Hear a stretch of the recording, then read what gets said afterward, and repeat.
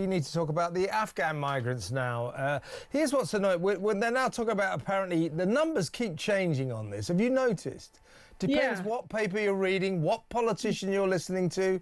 The numbers are always different. But it seems as if now the number of Afghani migrants secretly allowed into Britain is 36,000 under this secret scheme where we airlifted them from Afghanistan, or rather we got them into Pakistan and then airlifted them from there.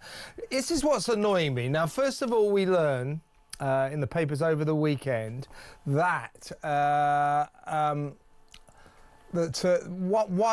these migrants were coming and bringing all their dependents with them, their families with them.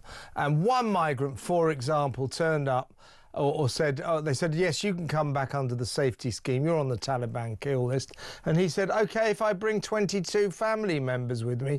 And we went, yeah, that's absolutely fine. Do you know what I'm sick of? Do you know what I'm sick of? I'm sick of listening to pompous idiots like Ben Wallace and Grant Shapps hiding behind the easy veil of we were trying to save lives, we were just trying to save lives. It's not that easy to be a minister of the realm. That isn't good enough. You shouldn't have been letting in people with 22 family members, and I bet you that person with 22 family members didn't help us during the war. They made no efforts to check who was on these lists, 100,000 people apparently. They basically just said, oh, the kill list is out, so we'll have to let in everybody who asks.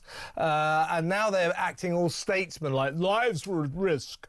We had no choice. Yes, you did. You could have done your job properly and actually checked those lists to find out who genuinely helped the Brits during the Afghanistan war. Altogether, it was no more than about 3,000 or 4,000, if that.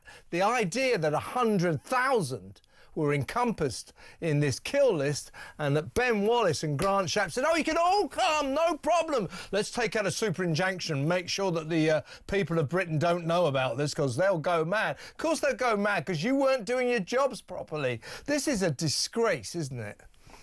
Yeah, and again, I don't think that we yet know the half of it. And I think it's really raised so many questions of public trust in other stories that we're told by the government. You know, I'm beginning to wonder, for example, is there much more we're not being told about what we were talking about earlier, the number of crimes being committed by asylum seekers? Are there other cover-ups which are protected by this injunction or that injunction?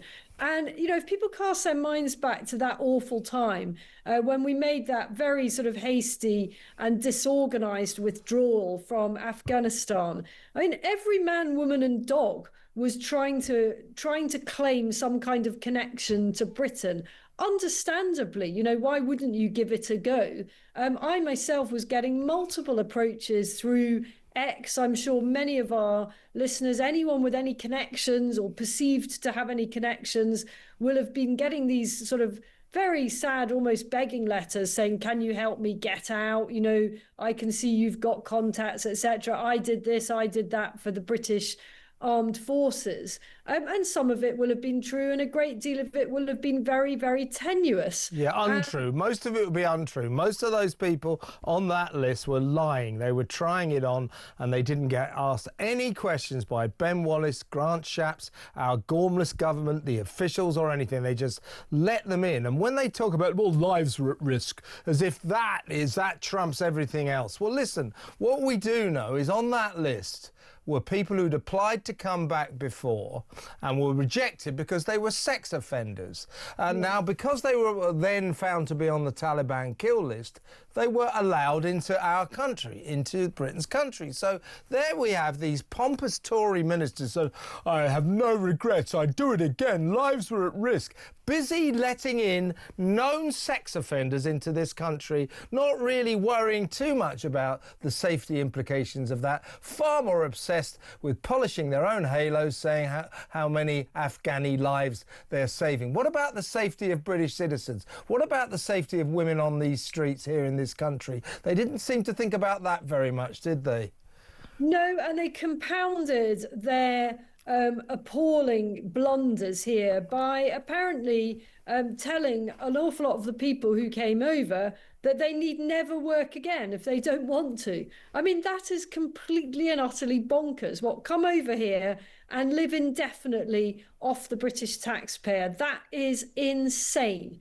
And, you know, sure. In housing that we provide, they'll get free housing for life, free social housing, council housing. They all leapfrog to the top of local social housing, council housing queues over Brits who've been waiting for years. They leapfrog to the top of the charts, were given these houses and told you can live in those for the rest of your lives. And as you quite rightly say, they were also told you'll get welfare for life. If you'd like to work in our country, you can. But if you don't want to, you don't have to. This is massive prioritisation of the wants and the needs and the desires of foreigners over the wants and the needs and the desires of British citizens. And if Ben Wallace and Grant Shapps think they're proud of that, I've got something to say to them.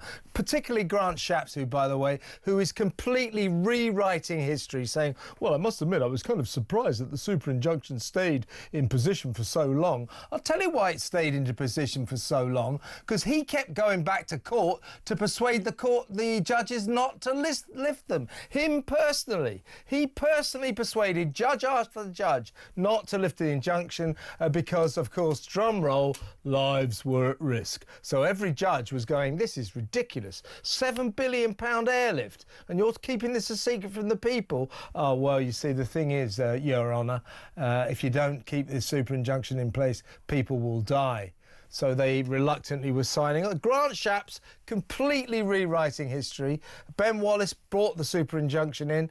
To be fair to him, he was gone within 4 months. He didn't think it was going to last that long. But I don't think that any government minister, I can't believe they ever thought of a super injunction, and I don't think any government should be allowed to use a super injunction again to keep secrets from the electorate who voted them into power. Absolutely outrageous. Yeah, and what a great pity that no parliamentarian did test the law on this and use parliamentary privilege to bust the secret, because I think that at the very least, there is a powerful legal argument that they could have done so. And I really don't think any parliamentarian would have gone to prison for that, do you? So I think they should have given that a go and stood up for what was right and brought that to the public attention much sooner. I think the other question this raises, we haven't really touched on, is this class action that's now being brought by depressingly predictably, some hideous ambulance chasing law firm that is now suing the government for compensation on behalf of Afghans whose name were on this list. I mean, I really think that if you come to our country and you are given sanctuary, then part of the condition of that should be that you lose all right to sue the British government. You perhaps should be made to sign a disclaimer at the point at which you are given sanctuary and asylum in our country that you don't also get to sue the British government. Yeah, exactly right. We saved their lives and they're repaying us with their gratitude by suing us for £1 billion. The MOD is actually saying, I read over the week, they're saying, oh, no Afghani migrants will be compensated by the Ministry of Defence or by the government. Yeah, well, I'll believe that when I see it. I bet you we do end up giving them hundreds and hundreds of millions of pounds. Welcome to Mad Britain. Just before you go, I was impressed by Greece's attitude to their escalating migrant crisis. They have, literally tens of thousands a week of young men coming over from North Africa to the Greek islands, particularly Crete, but many of the Greek islands.